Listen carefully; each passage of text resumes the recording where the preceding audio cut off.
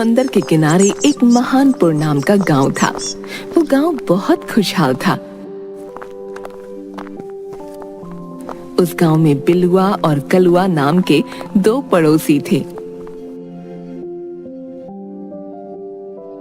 दोनों एक दिन सरपंच के यहाँ होते हैं। सरपंच जी, हम एकदम सच बोल रहे हैं। हमने कलवा की बकरी को कुछ नहीं खिलाया। हमको राजू ने बताया, उसने अपनी आंखों से देखा था बिलुआ हमारी बकरी को घास खिला रहा था। इसके बाद से ही हमारी बकरी को दस्त लग गए हैं। वो दूध भी नहीं दे रही। नहीं सरपंच साहब, चुप हो जाओ तुम दोनों। किसकी बकरी को किसने घास खिलाया, मुझे कुछ नहीं समझ आ रहा। चलो जाओ तुम दोनों यहाँ से। और मेरा समय बर्बाद करने के लिए तुम दोनों की सजा है कि मेरे लिए 2 किलो काजू और बादाम लेकर आओ। जाओ यहाँ से। बिलुआ और कलुआ चुपचाप सर झुकाकर वहाँ से चल देते हैं।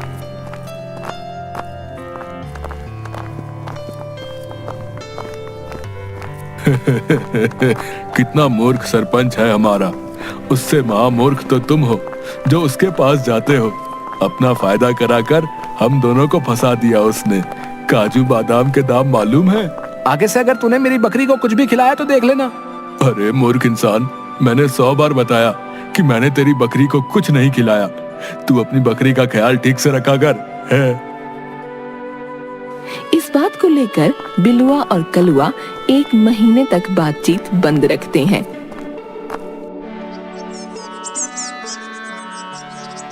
एक दिन बिलुआ और कलुआ दोनों मछली पकड़ने का कांटा लेकर निकलते हैं। रास्ते में दोनों टकरा जाते हैं। बिलुआ, अब तेरी बकरी ठीक है कि नहीं? वो जितने दिन तुम जैसे लोगों से दूर रहती है वो ठीक ही रहती है। हाँ, तुम और तुम्हारी बकरी हमसे तो दूर ही रहा करो। हम बुलाते थोड़ी हैं। आज तुम ये मछली का कांटा लेकर कहाँ जा रहे हो? यूं ही टहलने निकला था।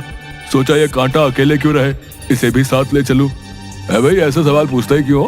मछली पकड़ने का कांटा लेकर मछली पकड़ने ही जाऊंगा ना। तुमसे ना होने वाला मछली पकड़ने का काम। तुम ऐसे काम करते क्यों हो जो तुमसे हो ही ना। अच्छा, ऐसी बात है। ठीक है, फिर आज तो हो जाए मुकाबला। चलो देखते हैं कौन ज्यादा मछलियां पकड़ता है। कलुआ और बिलुआ साथ में समंदर के किनारे पहुंचते हैं।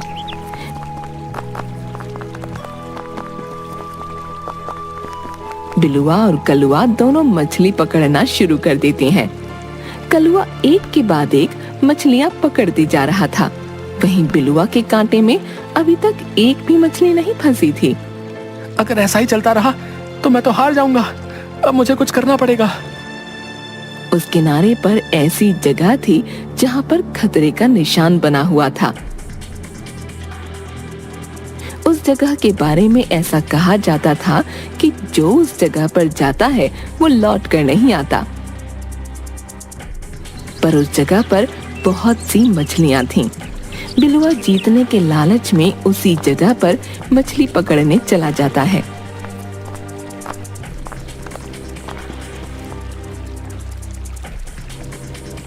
अचानक से उसका कांटा जोर से टननाता है। अरे वाह, लगता है मेरे कांटे में बहुत बड़ी मछली फंसी है। अब तो मैं ही जीतूंगा। कलुआ बिलुआ की तरफ देखता है। बिलुआ का कांटा बहुत तेज टनटना रहा था। बिलुआ से वो संभाला नहीं जा रहा था। कलुआ भी उसी पानी की तरफ चला गया और वो भी संभाल नहीं पाया। अरे बिलुआ, मरेगा क्या? कांटा छोड़। हाँ, तू तो ऐसा ही कहेगा। इतनी बड़ी मछली है, मैं अपना कांटा नहीं छोड़ूंगा। इसे अगर मैंने पकड़ लिया तो मैं जीत जाऊंगा। बिलुआ कांटे को पकड़े हुए था और कलुआ बिलुआ के पैरों को।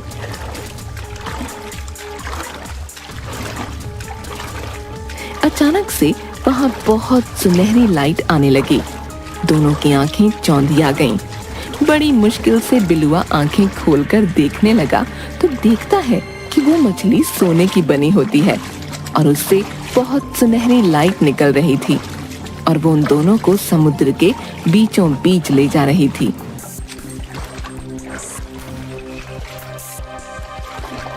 हाय रे दैया, ये क्या है? मैंने सोने की मछली पकड़ रखी है। आज के बाद तो मुझे कभी भी कोई काम करने की जरूरत ही नहीं होगी। मेरे तो भाग्य खुल गए भगवान। ये जरूर कोई मायावी जाल है। ये हमें समुद्र के बीचों बीच क्यों ले जा रही है? बिलुआ, कांटा छोड़ दे। और चल तैर कर किनारे पर चलते हैं। तुझे जाना है तो जा, मैं तो कहीं नहीं जाने वाला। बिलुआ और कलुआ इतनी बातें कर ही रहे होते हैं कि अचानक से बहुत सारी सुनहरी लाइट आ गईं और दोनों बेहोश हो गए।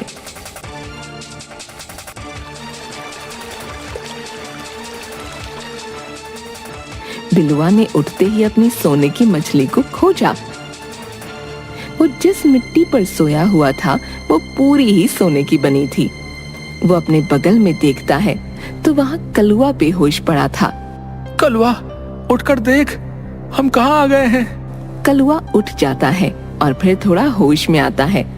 अपने आसपास से सब तरफ सब कुछ उसे सुनहरा नजर आ रहा था। वो बिलुआ से कहता है, ये तू कहाँ ले आया है मुझे? ये कौन सी जगह है? हम यहाँ से बाहर कैसे जाएंगे? मुझे इसमें कुछ गड़बड़ लग रही है। बाहर जाने की बात बाद में, पहले देख तो यहाँ पेड़ पौधे भी सोने के हैं और उसमें पत्ते भी सोने के हैं। हम ज्यादा से ज्यादा सोना अपने साथ भर लेते हैं, फिर यहाँ से निकलने का रास्ता खोजेंगे। पूरा जीवन हम ऐसे आराम से जी पाएंगे भाई। बिलुआ जल्दी जल्दी बहुत सारे सोने को जमा करने लगता है। तभी उनके सामने एक छोटे कद का एक आदमखोर सोने की तलवार लेकर आता है।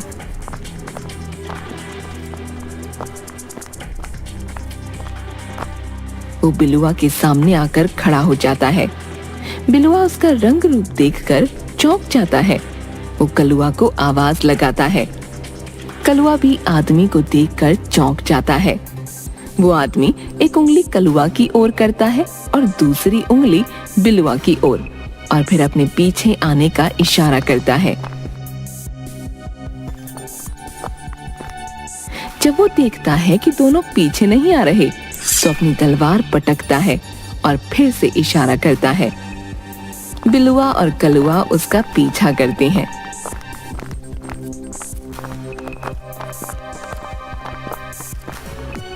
दोनों बहुत ही डरे हुए थे।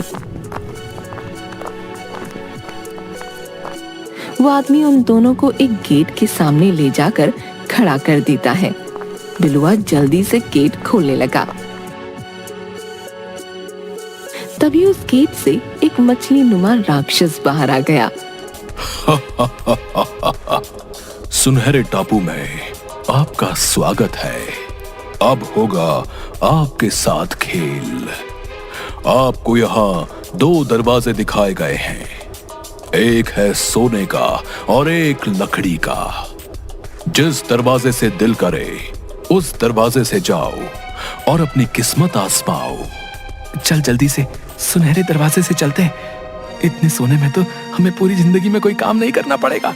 हमारे बच्चे और पोते पोती भी आराम से जीवन काटेंगे। अरे ये तो मुझे कोई चाल लगता है। अब इन लोगों से मुझे बहुत डर लग रहा है।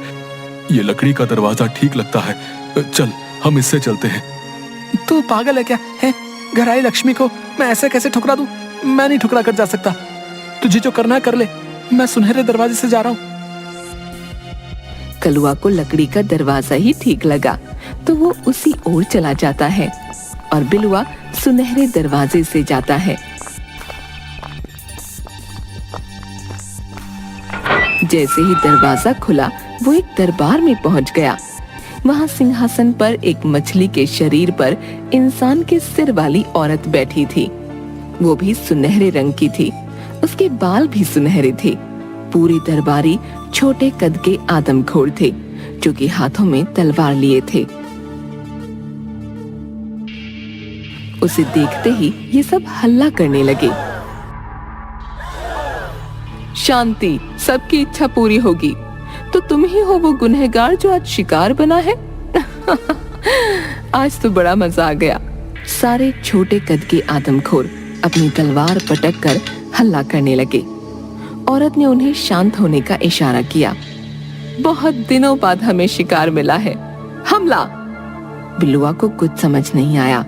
अचानक से सारे आदमखोर उसकी ओर दौड़ने लगे। बिलुआ दौड़कर उस औरत नुमा मछली के सिंहासन के नीचे उसकी पूंछ पकड़ लेता है। मुझे जाने दीजिए, मुझसे गलती हो गई।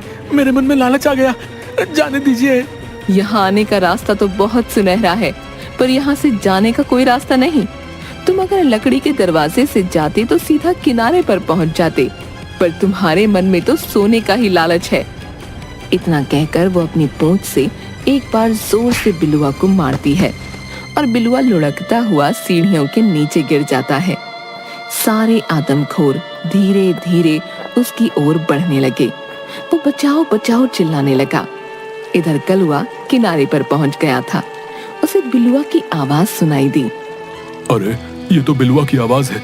मेरा शक सही था, वो जरूर मुश्किल में है। अब मैं क्या करूं? कलुआ बहुत घबरा जाता है और उसे समझ नहीं आया कि वो क्या करे। तभी वो जोर जोर से चिल्लाने लगा, मुझे मदद चाहिए, मेरा दोस्त मुसीबत में है, मुझे मदद चाहिए। तभी वो देखता है कि समुद्र के दूसरे किनारे से एक बड़ा सा पक्षी उड़कर आ रहा था। वो पक्षी कलुआ के सामने आकर रुका। सच्चे दिल से जिसने मदद की गुहार लगाई, पक्षी राज उसे बचाने आए हैं। कलुआ ने पक्षी राज को सारी बातें बताईं।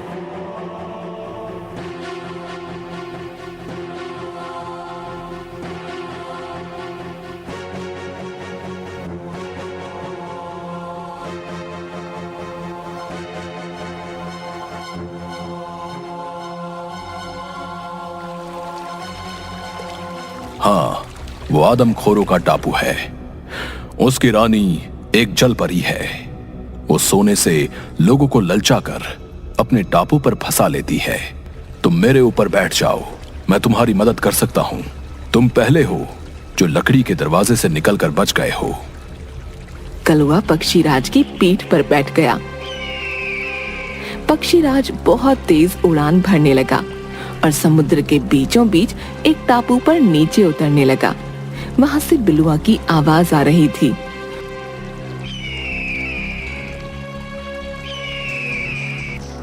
उड़ते उड़ते उसी जगह पर वो लोग बिलुआ के पास उतरते हैं।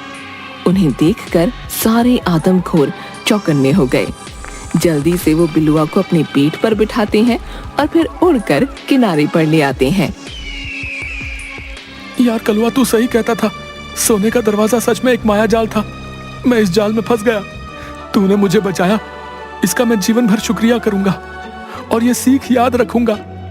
दोनों पक्षीराज को उड़कर जाता हुआ देखते हैं। कलुआ मन ही मन उसे बहुत शुक्रिया करता है। उसके बाद बिलुआ को लालच न करने की सीख मिलती है और कलुआ और बिलुआ बहुत अच्छे दोस्त बन जाते हैं।